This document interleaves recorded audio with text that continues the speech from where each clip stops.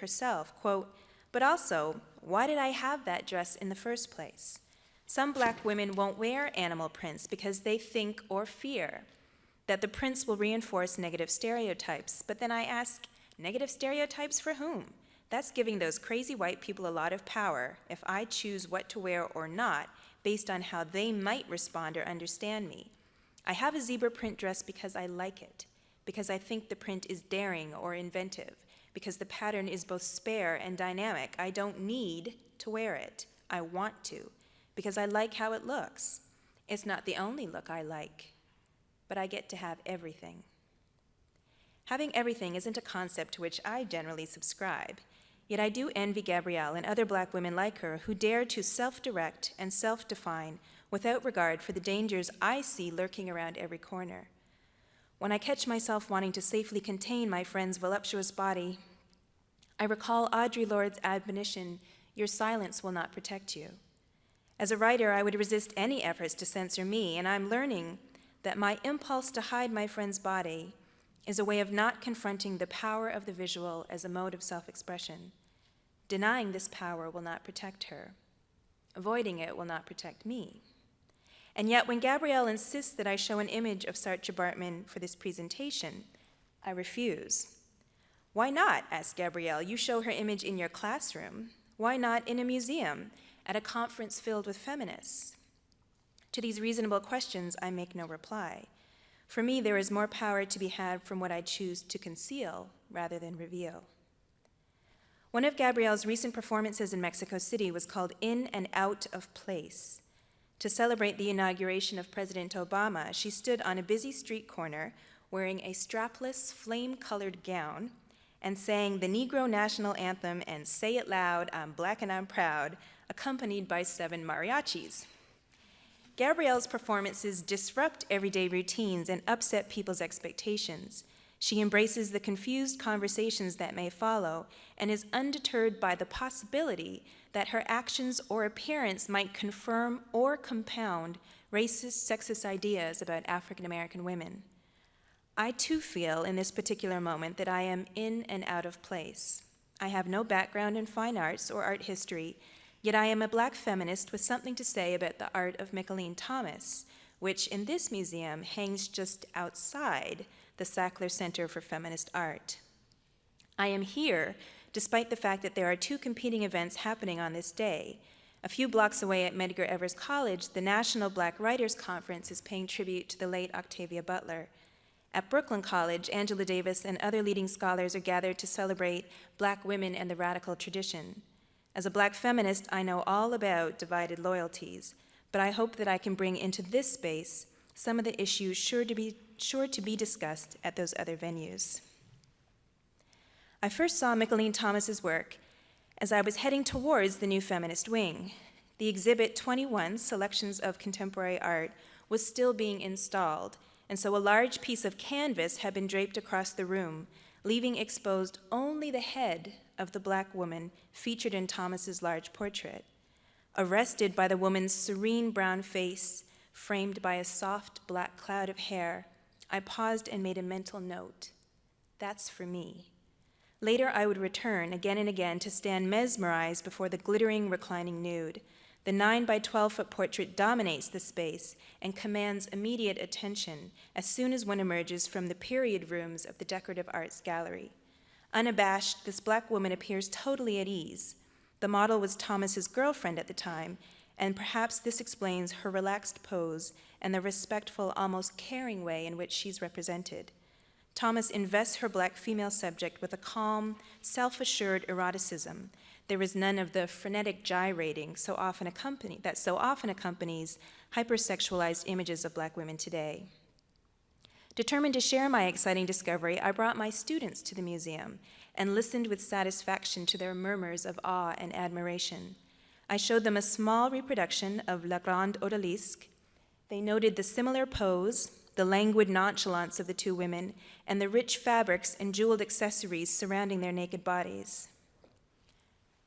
The students were less voluble when I asked them to consider the reasoning behind Thomas's provocative title, A Little Taste Outside of Love. I didn't tell them it's a song by Millie Jackson, from her 1977 album, Feelin' Bitchy.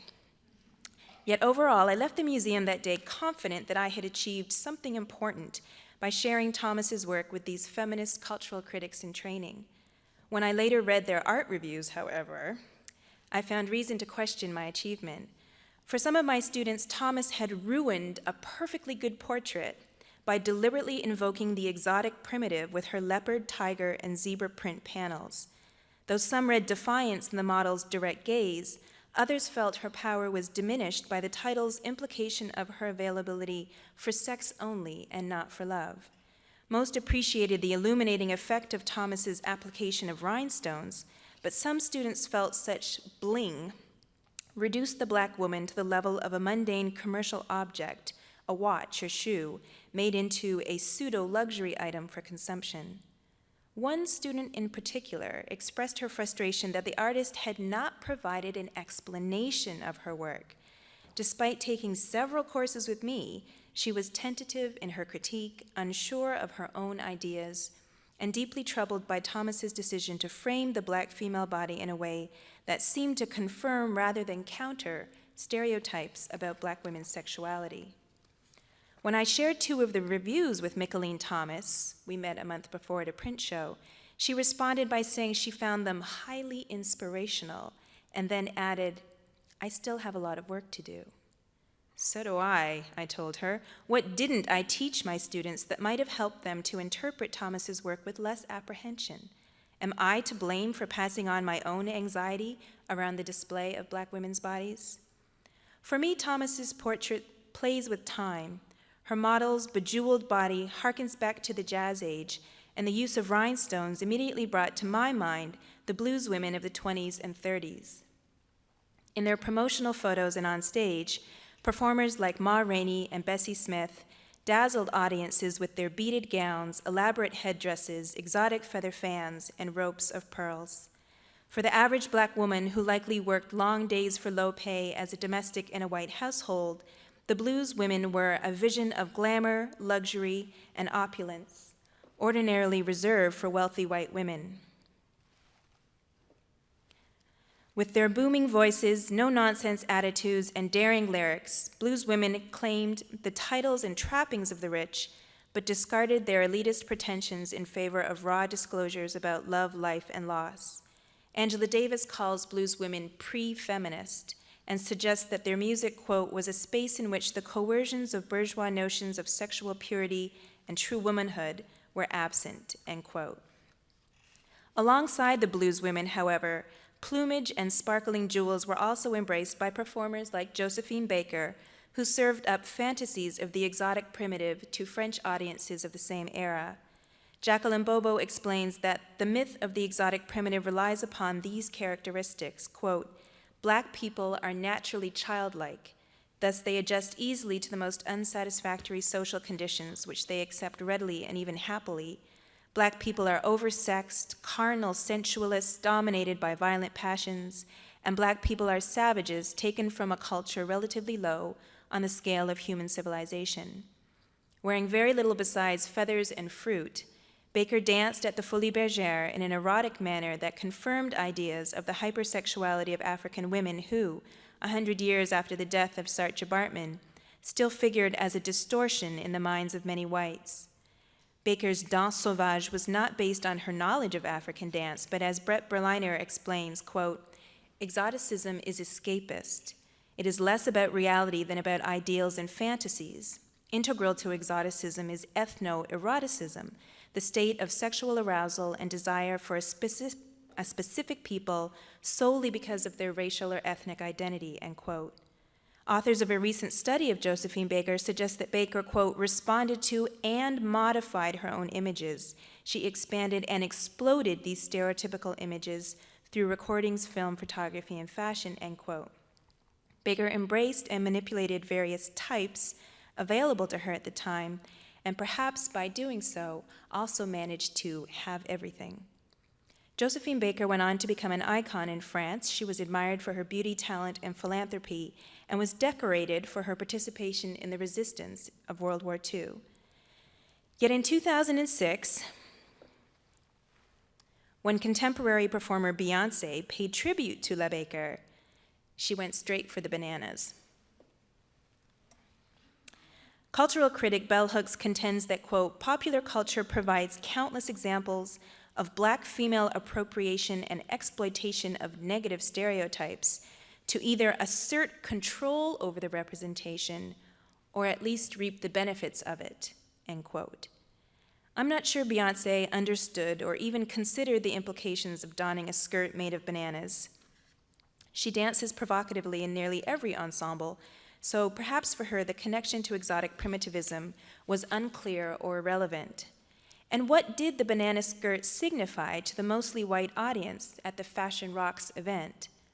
Hooks contends that, quote, desire for contact with the other, for connection rooted in the longing for pleasure, may or may not one day act as a critical intervention, challenging and subverting racist domination, inviting and enabling critical resistance, but as of yet, that remains an unrealized political possibility, end quote. When I met Micheline Thomas at that print fair last November, she expressed her disgust at searching the web for images of Michelle Obama and coming up with representations of the now First Lady as a chimpanzee.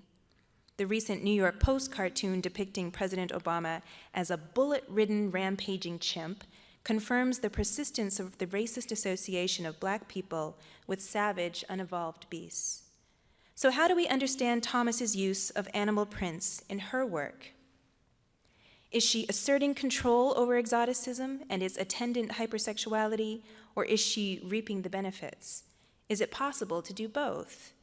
Perhaps Thomas's clear rejection of the politics of respectability mirrors the defiant stance blueswomen of the 1920s took in opposition to middle-class morality. Thomas doesn't seem to care that her work potentially invokes age-old stereotypes. And in the 21st century, should she? Perhaps it is my line of questioning which is out of place, and better left to my 19th century schoolmarm predecessors. As Michelle Wallace points out, quote, we still credit and discredit Black feminist creativity according to a mechanical concept of negative versus positive images, on the theory that such an evaluation will indicate who is doing more or less for the race or the cause, end quote. When asked in a recent online interview whether she had ever been accused of objectifying women, Thomas responds, quote, yeah, I get that, but my work is about a sense of empowerment and celebration of self. Beauty, sexuality, and sensuality, these are the components of how we feel about ourselves, end quote. Thomas insists that she does not ask her models to disrobe, but merely allows the women to express a self-directed, organic sexual identity, which ultimately serves to counter the hoochie mama images splayed on magazines and music television channels. Yet how do we know that these images are being consumed any differently? Does Thomas's work serve as a corrective to the problematic history of misrepresentation of the Black female body? Or is it, to borrow the words of Stuart Hall, a kind of difference that doesn't make a difference of any kind? Thomas reproduces the 1970s aesthetic with wood-paneled rooms, gaudy floral prints, and afroed women dressed in polyester. Her subjects intentionally mirror blaxploitation shero, Pam Grier, who aroused audiences with her overt and often dangerous urban sexuality. Hilary Neroni notes that, quote, the heroines of these films are characterized by their independence, toughness, violence, and intelligence. They are also glamorously beautiful, neither virtuous nor vicious, a complex combination of the desiring woman and the upstanding detective or community protector, which does not mean that she is immune to the female stereotypes of the time, end quote. This description recalls Gabrielle's earlier assertion about having everything, rejecting simplistic realities of that gesture and disembodiment, which cuts us off from sensual ways of knowing, end quote. She ends her email by asking me, what does it mean for a Black woman to be embodied as a way of centering her own knowing rather than perceiving her body only as a site of potential or actual response from others, end quote. I confess I still don't know how to answer that question. I can't see how that looks, can barely wrap